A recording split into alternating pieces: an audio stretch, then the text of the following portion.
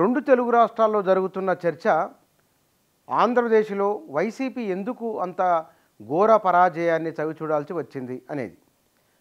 జగన్మోహన్ రెడ్డి అధికారంలోకి వచ్చి 5 సంవత్సరాలే, ఓ 10 ఏళ్ళు ఉంటేనో 15 సంవత్సరాలు ఉంటేనో ప్రభుత్వ వ్యతిరేకత ఉంటుంది, లేదా రకరకాల ఆరోపణలు వచ్చినాయని అనుకోవడానికి ఉంటుంది.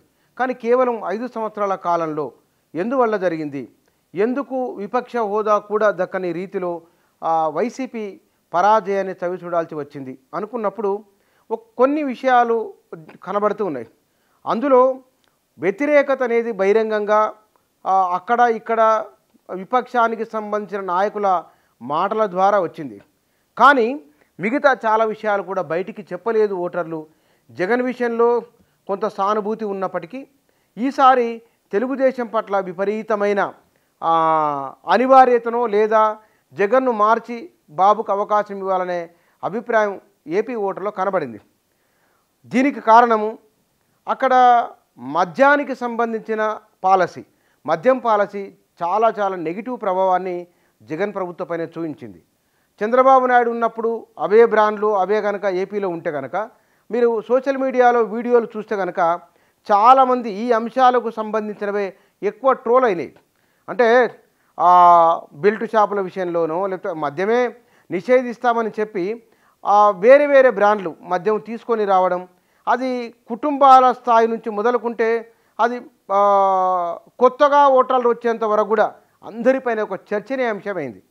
రెండోది, ఆంధ్రప్రదేశ్లో ఉపాధి కల్పనకు సంబంధించిన అంశాలు ఏమీ లేవు, గ్రోత్ సెంటర్లు ఏమున్నాయి అన్నదాన్ని చూసుకున్నప్పుడు హైదరాబాదుకు గడిచిన 5 సంవత్సరాల కాలంలో ఆంధ్రప్రదేశ్ నుంచి రివర్స్ మైగ్రేషన్ పెరిగింది అనే ఒక చర్చ కూడా ఉన్నది.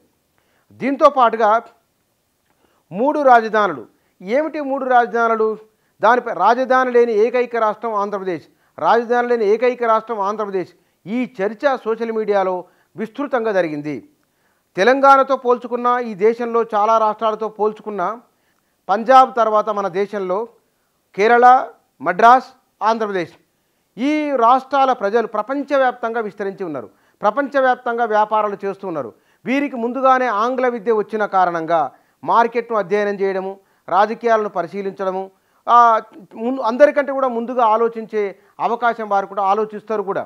కాబట్టి ఈ 5 ఏళ్ల కాలంలో జరిగిన పారిశ్రామిక రంగంలో వచ్చింది, సేవా రంగంలో వచ్చిన మార్పు ఏముంది, రాష్ట్రానికి వచ్చిన పెట్టుబడులు ఏమున్నాయి, ఇవన్నీ అంచనా వేసుకున్నారు.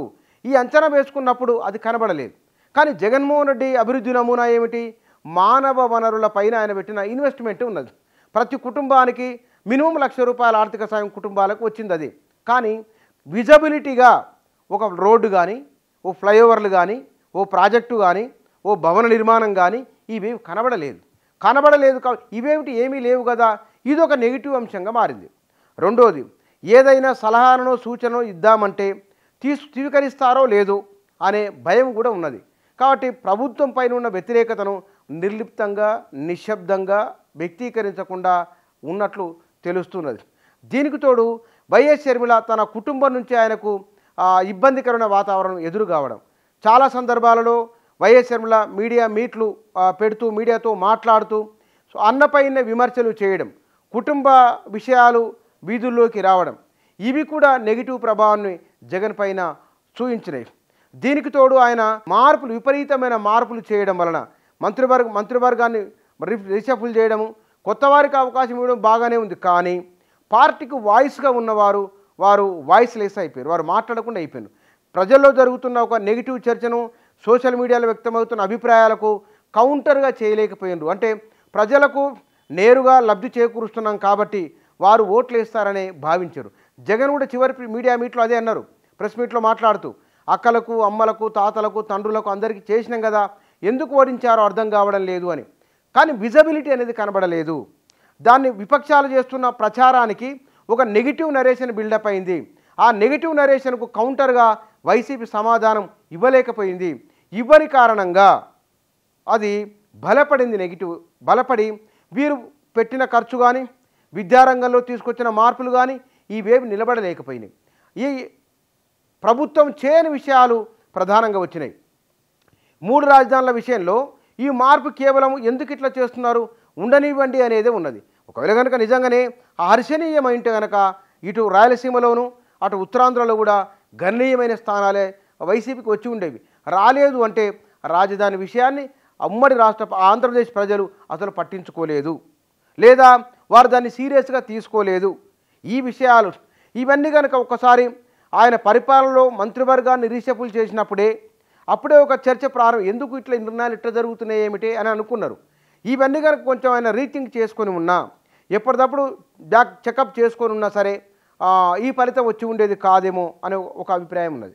ఇక వైసీపీకి పట్టున్న గ్రామాల్లో కూడా తెలుగుదేశం హవా వచ్చింది. ఎట్లా ఇక్కడ ఈ నియోజకవర్గంలో తప్పకుండా గెలుస్తారు అనుకున్న అభ్యర్థి, నిత్యం ప్రజల్లో ఉండేవారు, వివాద రైతులుగా ఉన్నవారు కూడా ఎట్లా ఓడిపోతారు, ఇది చర్చ. ఉదాహరణకు ధర్మవరం ఉన్నది, అనంతపురం, ఉమ్మడి అనంతపురం జిల్లాలో కొన్ని నియోజకవర్గాల్లో తప్పకుండా గెలుస్తారని అనుకున్నారు, కానీ గెలవలేదు. ఎందుకు ఇట్లా జరిగింది ఏమిటి, ఇట్లా నానా రకాల చర్చలు జరుగుతున్నాయి. సరే, ఈవీఎంల విషయంలో అనుమానాలు ఒక చర్చ ఉన్నది. ఎన్ని రకాల, ఇప్పుడు మొన్న కూడా అదే అన్నారు మోడీ విషయంలో, కానీ రిజల్ట్ ఎట్లా వచ్చిందో అర్థమైంది. ఈవీఎంల విషయంలో అనుమానించాల్సిన అవసరం అయితే ఉండదు, ఎందుకంటే పెద్ద అధికార యంత్రాంగము వ్యవస్థ పనిచేస్తుంది. వాటిని మరి ఈవీఎంలో ఇట్లా వచ్చిందట కనుక మరి పోయినసారి జగన్ కూడా అట్లాగే గెలిచారు కాబట్టి ఈసారి చంద్రబాబు గెలిచిండు, ఏమి అట్లా శంకించడానికి అవకాశాలు లేవు. సరే, వారు ఒక చర్చ అయితే జనంలో ఉన్నది. అక్కడ ఈవీఎంల విషయంలో అనుమానాలు అవసరం ఈసీ చెప్పింది, ఓడిపోయిన వారు సహజంగానే అనే మాటనే ఇది కాబట్టి ఓ చర్చ ఎట్లాగో ఉంటాయి అట్లాంటివన్నీ.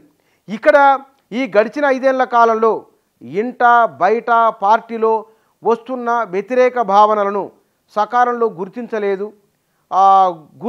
నిరాకరించడము, గుర్తించినా పట్టించుకోకపోవడము, ఈ కారణాల వలన వైసీపీకి ఈ స్థాయి ఫలితాలు వచ్చినాయి. మరి జగన్మోహన్ రెడ్డి ఏం చేయలేదా, ఏం చేయడం కాదు, ఈ దేశంలోనే ఏ రాష్ట్ర ప్రభుత్వం చేయనంతగా విద్యలోను వైద్యంలోను పరిపాలనను ప్రజల గడప వద్దకు తీసుకెళ్లిన ముఖ్యమంత్రి జగన్మోహన్ రెడ్డి.